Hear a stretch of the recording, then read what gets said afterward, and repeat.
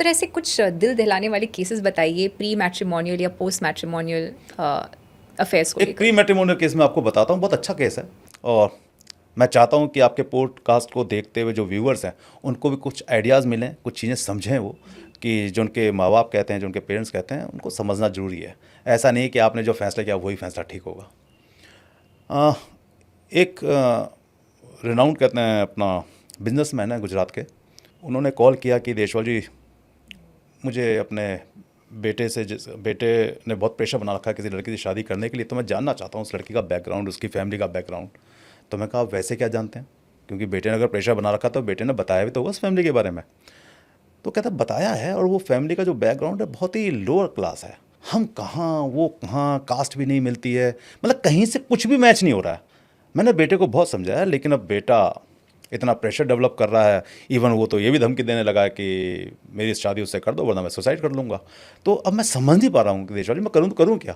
तो अगर सब कुछ ठीक है तो आगे बढ़ते हैं, और कुछ अगर रेड फ्लैग्स दिखते हैं या कुछ ऐसी चीज़ें दिखती हैं जो मैं अपने बेटे को समझा सकूं कि नहीं भाई ये रिश्ता ठीक नहीं है, तो बेहतर होगा। तो मैं कहा ठीक है, प्री मैट्रिमोनियल इन्वेस्टिगेशन है, शादी से पहले जो इन्वेस्टिगेशंस होती है, देखते हैं कि फैमिली कैसी है। तो उन्होंने जो जो मुझे इनपुट दिए कि फैमिली यहाँ रहती है, उनके घर में मदर फादर और 3 बहनें हैं, ये इनपुट मुझे मिल गया। हमने ऑब्जर्वेशन में रखा उस लेडी को। वो लेडी अपने घर में रहती थी, कहीं जाती नहीं थी।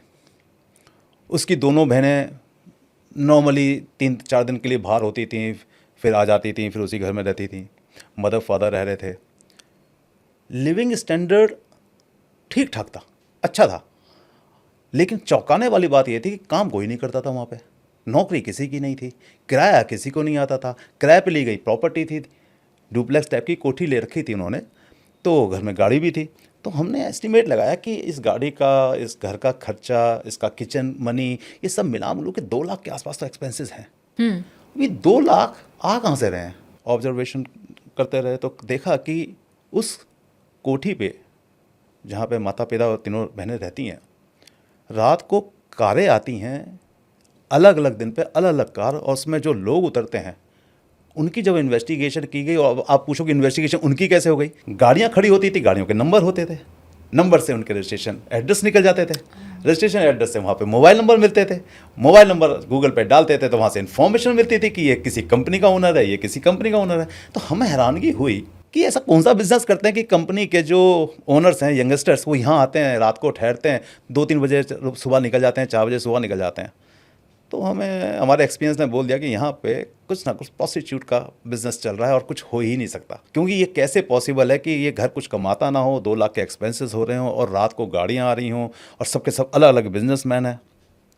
हमने इसको और क्रॉस चेक करने के लिए उनके अकाउंट्स में, पूरी फैमिली के अकाउंट्स को क्रॉस चेक करना शुरू किया अपने सोर्सेज के थ्रू। तो पता चला कि उनके अकाउंट में 20, 30, 50 इस तरीके की फिगर्स, अमाउंट डाले जा रहे हैं। तो हम यहाँ हैरान होने शुरू हुए कि आज फलानी कहाँ रही है, इससे ये आदमी उतरा है, उसकी ये इन्फॉर्मेशन निकल के आई है, और इस आदमी ने एक दिन पहले इसके अकाउंट में 20,000 डाले हैं। वाई? ये क्वेश्चन था बहुत बड़ा, वाई। जब हमें समझ में आने लगा कि ये तो कुछ गड़बड़ हो रही है दोस्त, ये तो प्रोस्टिट्यूट का बिजनेस चल रहा है, हमने कहा चलो क्लाइंट को समझाने के लिए काफ़ी कुछ मिलना शुरू हो चुका है। मैंने अपने क्लाइंट को बोल दिया कि उम्मीद करता हूँ कि आपका बेटा यहाँ शादी नहीं करेगा। तो क्यूरियोसिटी होके कि अरे देशवाल सर बताओ ना, कुछ तो बताओ। मैं ना, अगर आपको बताऊंगा तो आप जरूर अपने बेटे को अभी से बोलना शुरू कर दोगे, और वो बेटा यहाँ बोलेगा और अवेयरनेस हो जाएगी। मैं आपको कुछ नहीं बताऊंगा। हम क्लाइंट को इन्वेस्टिगेशन में कभी ब्रेकिंग न्यूज़ नहीं देते हैं। अच्छा। ये हमारा अपना, मेरी कंपनी का रूल है। मैं किसी और कंपनी के बारे में नहीं जानता, लेकिन मेरी कंपनी का रूल है, no breaking news. Final time में आपको रिपोर्ट देने के दिन बुलाया जाएगा, पूरी पेमेंट आपकी हो चुकी है, अब आपको एक एक चीज़ एविडेंस के साथ दी जाएगी, अगर एविडेंसेस हैं। और अगर एविडेंसेस नहीं है तो बताया जाएगा कि क्यों नहीं है, क्योंकि वहाँ पे ऐसा कुछ नहीं है, तो उसके भी तो फोटोग्राफ होंगे। तो हमने जब ये सारा का सारा रिकॉर्ड देखा तो हमने कहा ट्रैप अब कैसे किया जाए, क्योंकि अब ट्रैप करना जरूरी था एविडेंस के लिए। हम घर में तो पहुँच नहीं सकते हैं क्योंकि हमें तो कोई जानता नहीं है। तो हमने एक कंपनी फॉर्म की, दुबई में हेड ऑफिस दिखाया, दुबई का एक नंबर लिया, उसको उस कंपनी में दिखाया, उस नंबर से उसकी सबसे बड़ी बहन को फ़ोन किया कि ऐसे ऐसे लड़की की बड़ी बहन को, हाँ लड़की की बड़ी बहन को, लड़की को नहीं, क्योंकि लड़की को अगर फ़ोन करते तो Correct, अवेयर थी, right, क्योंकि वो तो शादी करने वाली हाँ, है। हाँ, तो हमारा टारगेट वो नहीं था, उसके हम ऊपर के टारगेट से नीचे पहुंचने वाले थे। तो हमने बड़ी बहन को कॉल किया, बातचीत करी कि ऐसे दुबई से बोल रहे हैं, हमारे एक मित्र हैं जो आपके पास आपकी सेवाएं लेते हैं, क्योंकि हमें 100% श्योर हो चुके थे हम। तो हमारे कंपनी के ओनर हैं, उनका हम आपको नंबर भी भेज रहे हैं, और वो एस्कॉर्ट सर्विस लेना चाहते हैं, तो वो आपके पास आएंगे। तो हम आपको डेट्स बता देंगे, आपकी जो पेमेंट आप बता दीजिए, ऑनलाइन करवा देते हैं। तो उन्होंने पेमेंट भी बताई, बैंक डिटेल्स ही भेजी है। फिर अपने आप में एक चेन बननी शुरू हो गई, क्योंकि जो हम बात कर रहे हैं वो भी रिकॉर्ड हो रही थी, और जो लेडी ने कहते हैं बैंक अकाउंट भेजे वो भी अपने आप में कहते हैं रिकॉर्ड बन रहे थे, और फिर पेमेंट्स में डाली भी गई। फिर हमारे इन्वेस्टिगेटर 5 स्टार होटल में रुके भी। कहाँ वो पर? दिल्ली में। वो लड़कियां वहाँ गई भी, एस्कॉर्ट सर्विस जो लेनी थी, जो होना था वो हुआ। अभी धीरे धीरे 2 महीने तक हर 15 दिन के बाद ये सर्विस ली जाती रही, क्योंकि हमें उम्मीद थी कि शायद छोटी बहन भी एक दिन आएगी।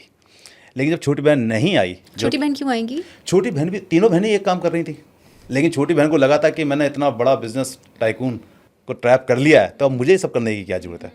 हमने उस लेडी को कहा, जो उसकी बहनें थी, कि यार तुम्हारे साथ बहुत हो गया, अब कोई और कहते हैं लाओ भाई सब्जेक्ट, ऐसे मज़ा नहीं आता जीवन का, बोर होना शुरू हो गए हैं। तो उन्होंने कहा कि ठीक है मैं फ़ोटोज़ दिखाती हूँ आपको। उसने फ़ोटोज़ दिखाई, उसमें भी बहन नहीं थी। तो इन्वेस्टिगेटर ने कहा सर ये बहन तो कहीं से दिख ही नहीं थी किसी स्टोरी के अंदर। मैं ठीक है, फाइनल कैसे शॉट मारो, बोलो कि हमारे दोस्तों ने बताया था यार तुम्हारी बहन भी इतनी खूबसूरत है, इतनी प्यारी है, वो क्यों नहीं आ रही है यार, उसको बुला लो, जो भी फीस है ज़्यादा है तो ज़्यादा दे देंगे, इसमें क्या प्रॉब्लम है। जैसी ही बात बोली गई तो उसने कहा नहीं नहीं वो शादी करने वाली है, समझा करो, वो पहले सब ठीक था, अभी उसने ये सब काम रोका हुआ है। अब ये सब रिकॉर्ड हो गया। बहन के मामले में, छोटी बहन के बारे में दोनों बहनें बता रही हैं, ऑडियो वीडियो रिकॉर्डिंग चल रही है, हिडन कैमरास लगे हुए हैं कमरे के अंदर, वो सब कुछ बता रही है उसके अंदर कि छोटी बहन हमने अभी बंद कर रखा है यार, उसकी शादी होने वाली है, समझा करो, फिर कभी देखेंगे, पहले करती थी अब नहीं करती है, वो आपका क्लाइंट सही बोला। इस तरीके से सारी चीज़ें रिकॉर्ड में आ गई। अब इतनी एविडेंसेस आ चुकी थी। अब हमने क्लाइंट को कहा कि आप अपने बेटे को लेके आ जाओ, क्योंकि आप शायद नहीं समझा पाओगे, क्यों आप उसके पिता हो, हम तो थर्ड पार्टी हैं ना, हम समझाएंगे, वी आर द प्रोफेशनल्स, हमने काम किया है, हम उनको एक एक चीज़ बताएंगे। बेटे को लेके आए, फिर उनको हमने एक एक चीज़ दिखानी शुरू करी, ये भी बताना शुरू किया कि वहाँ पे कौन कौन लोग आते हैं। उनमें से एक गाड़ी में आने वाला उस क्लाइंट का राइवलरी कॉम्पिटिटर था, हमारे क्लाइंट का कॉम्पिटिटर था। उसने शायद उस लड़की के थ्रू इस लड़के को ट्रैप करवाया था ओह माय गॉड, कि इसको ट्रैप कर लो और तुम इससे शादी कर लो, उसके बाद हम इनकी ऐसी तैसी करेंगे, क्योंकि वो बंदा उससे काफ़ी कनेक्शन में था, छोटी वाली से काफ़ी कनेक्शन में था। और वो उसी का नाम हमने लेके आगे बोला था कि भाई हमें मिलना है, हम लोग आ रहे हैं दुबई से, हमारे बॉस आ रहे हैं, ये सब हमने ट्रैप जो रेफरेंस दिया था उसी का रेफरेंस दिया था। तो जब हमने हमें नहीं पता था कि ये क्लाइंट का कोई कॉम्पिटिटर है, जब हमने क्लाइंट को कहा कि वहाँ पे आने वाले लोग ये हैं, ये सब बिजनेसमैन है, तो उसमें एक बिजनेसमैन को देख के वो शॉक्ड हो गया कि इससे तो मेरी राइवलरी चल रही है, तो मेरा कॉम्पिटिटर है देशवाजी गुजरात में। ये भी इनके यहाँ आता था? मैं कहा एग्जैक्टली आता था। तब हमें समझ में आया कि इसने उस लड़की को ज़्यादा से ज़्यादा पैसा दे के इस लड़के के वेयर अबाउट्स बताए होंगे, ये लड़का कहाँ मिलेगा, और लड़का किसी बार में उस लड़की को मिला, वहाँ पे दोस्ती यारी हुई, और फिर धीरे धीरे वो ट्रैप किया गया।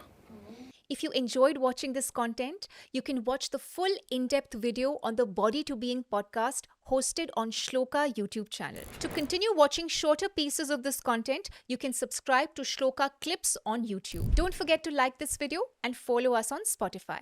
Pranam.